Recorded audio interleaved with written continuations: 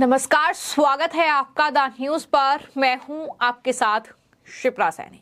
22 जनवरी को अयोध्या में रामलला की प्राण प्रतिष्ठा होगी और अयोध्या में तैयारियां जोरों शोरों से चल रही हैं। अयोध्या नगरी के साथ साथ पूरा राज्य यानी उत्तर प्रदेश प्रभु श्री राम की भक्ति में डूबा हुआ है। इस बीच अयोध्या को लेकर लगातार हम आपको बड़ी खबरें दे रहे हैं और कुछ बड़ी खबरें सामने आ रही हैं, जिसमें एक खबर यह है कि योगी सरकार ने अब ये निर्देश दिया है कि उत्तर प्रदेश की रोडवेज बसों में 22 जनवरी तक भगवान राम के भजन बजेंगे। जी हां, ये निर्देश जो है वो उत्तर प्रदेश परिवहन विभाग की ओर से तमाम रोडवेज की जो बसें हैं उन्हें ये निर्देश दिया गया है कि 22 जनवरी तक प्रभु श्री राम के भजन ही बसों में बजें, ताकि लोगों में जो उत्साह है इस समारोह के प्रति, इस दिन के प्रति, वो बढ़े। ये तैयारी जो है वो योगी सरकार की ओर से की गई है। तो वहीं दूसरी बड़ी खबर जो अयोध्या से सामने आ रही है वो ये कि मोदी कैबिनेट ने अयोध्या एयरपोर्ट पर बड़ा फैसला लिया है। एयरपोर्ट को अब अंतर्राष्ट्रीय एयरपोर्ट का दर्जा मिला है और साथ ही एक नए नाम की मंजूरी भी मिल गई है। जी हां, अयोध्या एयरपोर्ट को अब महर्षि वाल्मीकि अंतर्राष्ट्रीय एयरपोर्ट अयोध्या धाम के नाम से जाना जाएगा। ये बड़ी खबर सामने आ रही है। केंद्रीय कैबिनेट ने इस प्रस्ताव को मंजूरी दे दी है। प्रधानमंत्री नरेंद्र मोदी की अध्यक्षता में जो मंत्रिमंडल की बैठक हुई है उसमें एयरपोर्ट को अंतर्राष्ट्रीय हवाई अड्डे घोषित करने का भी फैसला किया गया है और साथ ही महर्षि वाल्मीकि इंटरनेशनल एयरपोर्ट का 30 दिसंबर को उद्घाटन जो है वो देश के प्रधानमंत्री नरेंद्र मोदी ने ही किया था, लेकिन अब उसके नाम को लेकर बोहर लग चुकी है कि इस एयरपोर्ट को महर्षि वाल्मीकि इंटरनेशनल एयरपोर्ट अयोध्या धाम के नाम से जाना जाएगा। तो कुल मिलाकर अयोध्या में तैयारियां न सिर्फ रामलला के प्राण प्रतिष्ठा की चल रही हैं, बल्कि इसके साथ साथ अयोध्या आने वाले हर एक श्रद्धालु को कोई दिक्कत ना हो, कोई परेशानी ना हो, उसका भी ख्याल रखा जा रहा है। फिर चाहे वो फ्लाइट की व्यवस्था हो, फिर चाहे वो बसेस की व्यवस्था हो, हर एक चीजें जो है वो कहीं ना कहीं देखी जा रही हैं और इसको लेकर जो बीजेपी मीटिंग भी कर चुकी है। जैसा कि मैंने आपको जानकारी दी थी कि बीजेपी के जो राष्ट्रीय अध्यक्ष हैं जेपी नड्डा, उनकी अध्यक्षता में बैठक हुई थी और उन्होंने तमाम बीजेपी कार्यकर्ताओं को ये साफ तौर पर निर्देश दिया था कि अयोध्या आने वाले हर एक श्रद्धालु का ख्याल रखा जाए, उन्हें किसी तरह की कोई परेशानी नहीं होनी चाहिए। प्रभु श्री राम का दर्शन हर कोई करे, ये प्राथमिकता होनी चाहिए और उनके लिए तैयारियां पूरी की जाएं।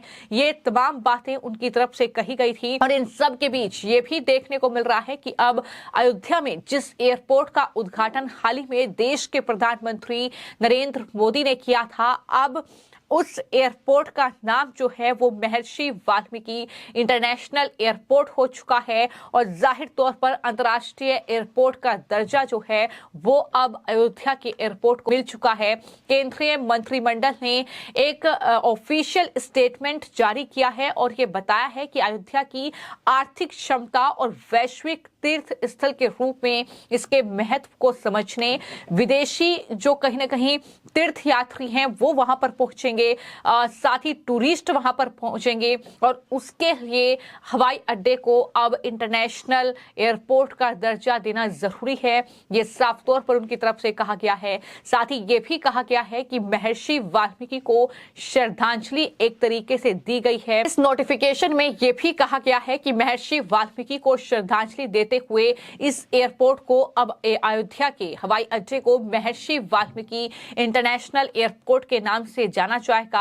आपको मैं ये बता दूं कि महर्षि वाल्मीकि ने ही महाकाव्य रामायण की रचना की थी, तो ऐसे में उनका नाम जुड़ने से हवाई अड्डे की पहचान में एक सांस्कृतिक जो स्पर्श है कहीं ना कहीं वो जुड़ गया है। ये अहम बात है कि इस एयरपोर्ट का नाम महर्षि वाल्मीकि के नाम पर रखा गया है। तो अब अयोध्या का जो एयरपोर्ट होगा, जो कि इंटरनेशनल एयरपोर्ट होगा, उसका नाम महर्षि वाल्मीकि इंटरनेशनल एयरपोर्ट अयोध्या धाम के नाम से उसे जाना चाहेगा। तो ये फैसला कैबिनेट में लिया गया है। साथ ही जो एक और बड़ी खबर जिसकी जानकारी मैंने आपको दी कि दरअसल उत्तर प्रदेश में भी तैयारियां जोरों शोरों से चल रही हैं। ना सिर्फ जो प्रभु श्री राम की नगरी है अयोध्या, वहां पर फूलों से अयोध्या नगरी सज चुकी है, बल्कि तमाम तैयारियां जो हैं वो बड़े पैमाने पर की जा रही हैं। तमाम जो बीजेपी के कार्यकर्ता हैं वो तैयारियों में जुटे हुए हैं। बीजेपी लगातार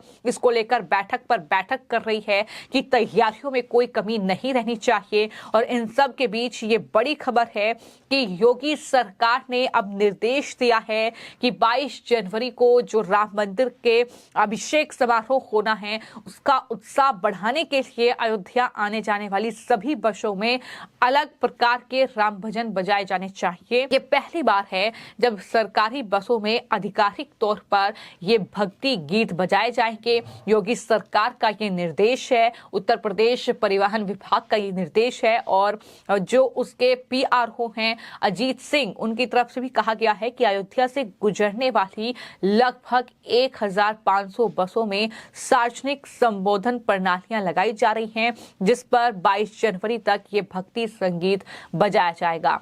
तो कुल मिलाकर न सिर्फ अयोध्या नगरी प्रभु श्री राम के रंग में रंगी हुई है, बल्कि इसके अलावा पूरा देश बेसब्री से 22 जनवरी का इंतजार कर रहा है, जब रामलला की प्राण प्रतिष्ठा होगी, जब उनका अभिषेक समारोह होगा। देश के प्रधानमंत्री नरेंद्र मोदी राम मंदिर का उद्घाटन करेंगे। इस पूरे मामले को लेकर राजनीति भी गरमाई हुई है, लेकिन इन सब से अलग जो बीजेपी की तैयारियां हैं, उत्तर प्रदेश में योगी सरकार की और केंद्र स्तर पर मोदी सरकार की जो तैयारियां हैं, जाहिर तौर पर उनका साफ तौर पर यह कहना है कि दिवाली जो है वो मननी चाहिए, माहौल बिल्कुल दिवाली जैसा ही होना चाहिए। बीजेपी के तमाम कार्यकर्ताओं को उन्होंने निर्देश दिया है कि 22 जनवरी को दिवाली मनाएं। और साथ ही प्रधानमंत्री ने भी जनता से, देशवासियों से यह अनुरोध किया था कि वो 22 जनवरी को अयोध्या ना आए, क्योंकि जाहिर तौर पर 22 जनवरी का दिन वो दिन होगा जब रामलला की प्राण प्रतिष्ठा अयोध्या में होगी,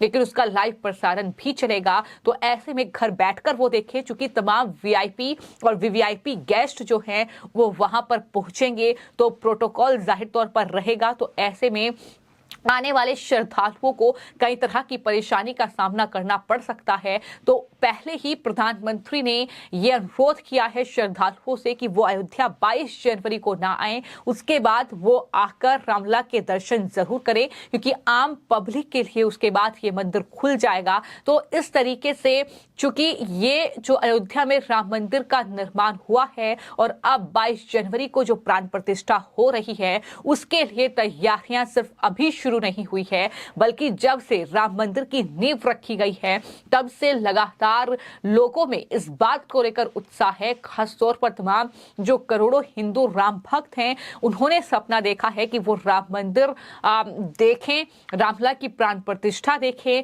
रामलला के वो दर्शन करें, और आखिरकार वो सपना साकार हो रहा है। तो एक अलग उत्साह है, एक अलग जश्न है, एक अलग माहौल देश में है। और इन सब के बीच तैयारियों में कोई कोर कसर बाकी नहीं रहनी चाहिए। इसको लेकर भी जो तैयारियां हैं बीजेपी की, वो कहीं ना कहीं उच्च स्तर पर चल रही हैं। जहां एक तरफ एयरपोर्ट को अब इंटरनेशनल एयरपोर्ट का दर्जा मिल चुका है अयोध्या के, तो वहीं योगी आदित्यनाथ सरकार भी एक के बाद एक कई बड़े ऐसे फैसले ले रही है, जिसको लेकर कहीं ना कहीं इस पूरे समारोह में कोई कोर कसर बाकी नहीं रहनी चाहिए। जितना भव्य ये मंदिर है, उससे भव्य इस पूरे कार्यक्रम को बनाने की तैयारी चल रही है।